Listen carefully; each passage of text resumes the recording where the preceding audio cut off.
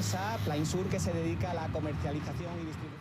La inflación de abril fue de 2,8% y de esta manera en la comparación interanual tenemos un 47,3% de suba.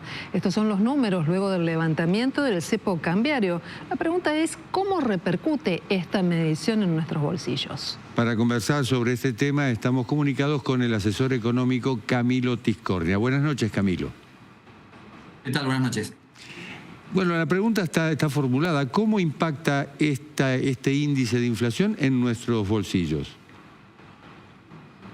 Bueno, la verdad que es una buena noticia porque cada vez que tenemos datos altos de inflación, esto va en contra del poder adquisitivo, ¿no? de la gente.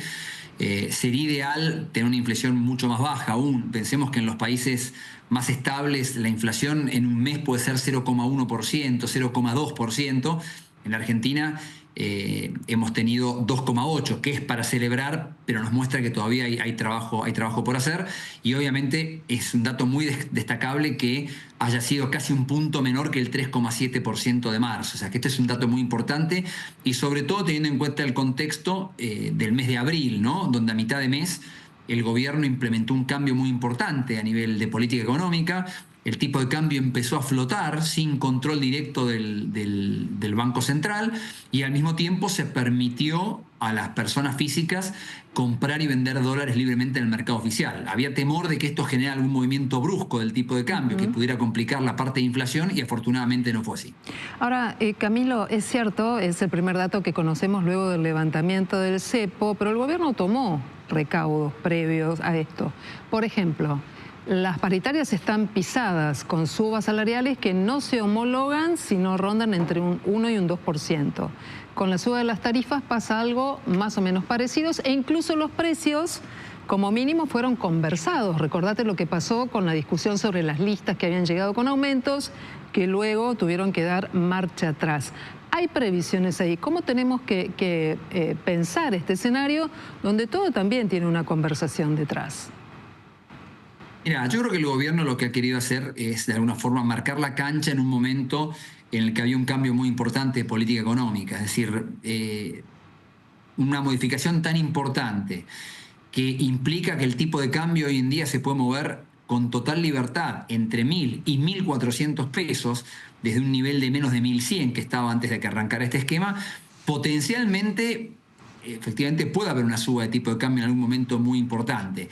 El gobierno, yo creo que con este tipo de cosas lo que ha hecho es tratar de marcar la cancha para evitar disparadas innecesarias de precios, lo mismo de salarios, que obviamente pueden ocurrir, pero si ocurren y en realidad después no eran necesarias, terminan siendo contraproducentes. Entonces yo creo que el gobierno está de alguna forma, en jerga de los economistas, coordinando expectativas. Hay quienes creen que este tipo de cosas no son necesarias y lo alcanza solamente con lo que está haciendo el gobierno en materia fiscal y monetaria. Hay quienes creen que este tipo de cosas son necesarias en los planes de estabilización justamente para evitar los problemas de coordinación de expectativas que mencionaba antes. En esto hay experiencias diversas a nivel internacional sobre cómo se maneja este tipo de cosas. Lo cierto es que lo determinante en cualquier plan de estabilización es el orden fiscal y monetario que esto el gobierno lo tiene. Creo que este otro tipo de cosas pueden ser un complemento, pero con aquello otro de fondo que es la base del plan de estabilización. El orden fiscal y monetario, evitar los rojos son una cuestión fundamental en la economía, pero ¿se corre el riesgo de entrar en una burbuja conteniendo precios, tarifas, de alguna manera la franja para que cotice el dólar, los salarios? ¿Hay algún riesgo ahí o vos no lo ves? No, a ver, yo diría lo siguiente. No hay una contención del tipo de cambio, insisto, el tipo de cambio se puede mover entre 1.000 y 1.400 pesos. Acordado con el FMI. Estaba antes de este esquema, ¿no? Sí. Donde el gobierno sí, el Banco Central iba fijando una pauta del tipo de cambio. En este momento eso no está, con lo cual ese efecto no está. En materia de tarifas de servicios públicos, evidentemente el gobierno balancea dos cosas: la necesidad de ajustar las tarifas para reducir la carga fiscal versus el que ajustar las tarifas es gravoso para el poder adquisitivo. La realidad es que los ajustes más fuertes de tarifas ya se hicieron en cuanto el gobierno asumió, y hoy en día hay una parte muy importante, cerca del 70-80%, dependiendo del servicio, que ya se cubre con lo que pagan los usuarios, con lo cual el gobierno evidentemente ha optado por moderar el ritmo de incremento de tarifas, pero en un contexto en el cual, insisto, ya el grueso del costo de los servicios está siendo pagado por los usuarios. El tema salarial, por supuesto que siempre es delicado, pero me parece que el gobierno lo que está intentando hacer, como decía antes, es ir fijando una pauta acerca de dónde cree que la inflación puede llegar y no validar aumentos salariales desproporcionados para lo que puedan hacer los que dan la política macroeconómica. De hecho, lo que estamos viendo en este momento es que los datos de mayo que vemos de inflación, la inflación podría ser menor al 2% tal vez, o sea, más baja todavía que la de abril. El gobierno de alguna forma en estas negociaciones salariales lo que está tratando es de que el comportamiento de los salarios acompañe en todo caso esa expectativa. Lógicamente, si después esto no se convalida, tarde o temprano las paritarias van a terminar reconociendo la realidad de la inflación. Por el momento el gobierno actúa preventivamente tratando de evitar un desborde por ese lado que complicaría la lucha contra la inflación en cierta forma, porque el pensar que simplemente el aumento de salarios es una mejora para el poder adquisitivo de la población ha probado ser bastante erróneo en la Argentina, porque muchas veces esas políticas salariales después terminan generando aumento de costos de las empresas, que las empresas terminan pasando a precios, con lo cual el beneficio para el trabajador no termina existiendo. Esto ha sido un poco la norma de la Argentina en los últimos años de tanta inflación, es decir, que no pasa todo por las paritarias de cara a mejorar el poder adquisitivo de los trabajadores. Es momento de liquidación de la cosecha gruesa. La pregunta es, ¿conviene con este dólar más cerca de los 1.000 que de los 1.400? Bueno, el juego ahí será de la especulación de cada exportador. En la mesa están también las tasas de interés. Si uno apuesta por el tipo de cambio y se queda con los dólares, se va perdiendo la tasa de interés mes a mes y se va carcomiendo la inflación si el dólar no se mueve. Y hay también, lo cierto, para algunos rubros, una baja de retenciones que mejora la rentabilidad para el exportador, que termina a fin del mes de junio. Entonces, ahí dependerá de cada exportador el riesgo que quiera correr en cada opción. Camilo, estamos esperando que mañana el gobierno haga un anuncio que está vinculado con remonetizar la economía, que blanquee de alguna forma aquellas divisas, aquellos dólares que no están declarados, el dólar de la lata, el del colchón, como lo querramos llamar. ¿Qué pasa con los ciudadanos que accedieron a los blanqueos, que pagaron penalizaciones para poder hacerlo, que de pronto se encuentran con medidas como esta? ¿En cuánto afecta a un contribuyente y a un Estado la posibilidad de percibir ingresos? Yo creo que hay que ver los detalles de la medida, ¿no? Para ver cuál es el incentivo que el gobierno busca dar para que esos dólares se utilicen. Yo diría que los blanqueos son tremendamente antipáticos en general para cualquier contribuyente que está al día. Esto es lamentable.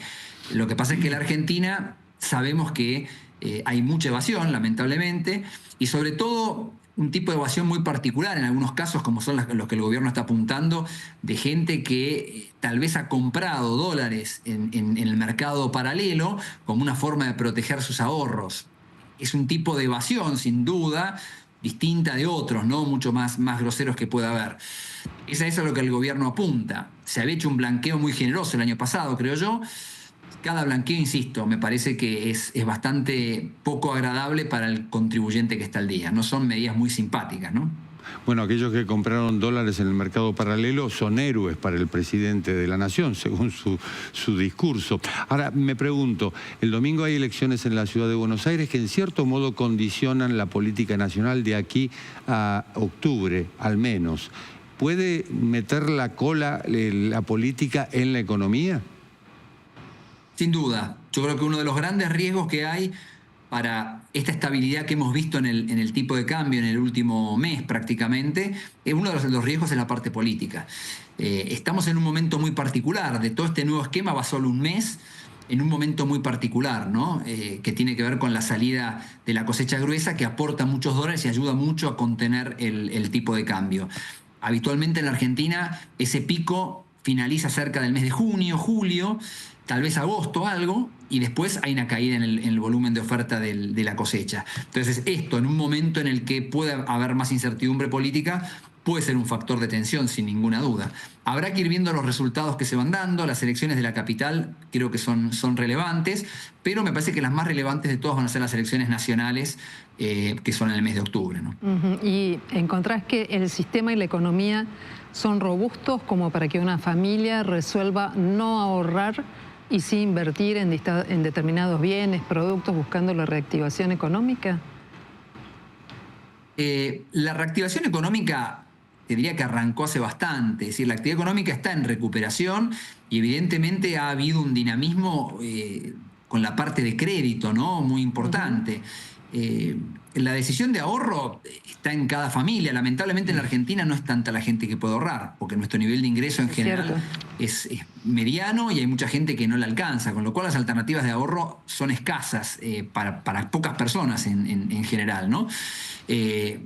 Yo creo que hoy en día hay más alternativas en el sentido de que la tasa de interés recompensa relativamente en relación a lo que podría ser la inflación e incluso la evolución del tipo de cambio. Pero lógicamente en la Argentina, que estamos muy acostumbrados a ahorrar en dólares, lo que pueda pasar con el tipo de cambio siempre es un determinante muy importante.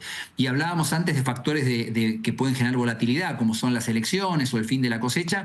Bueno, este tipo de cosas siempre son un riesgo que el ahorrista tiene que incorporar en su decisión. Me parece a mí que si el resultado de las elecciones muestra que los argentinos queremos dejar atrás el populismo, me parece que las posibilidades de la Argentina son muy buenas y eso obviamente creo que alargaría mucho el horizonte y eso sería muy importante tanto para ahorristas como para inversores, pensando sobre todo en inversión real también, ¿no? Camilo Tiscornia, muchísimas gracias. No, por favor, hasta luego. Luego.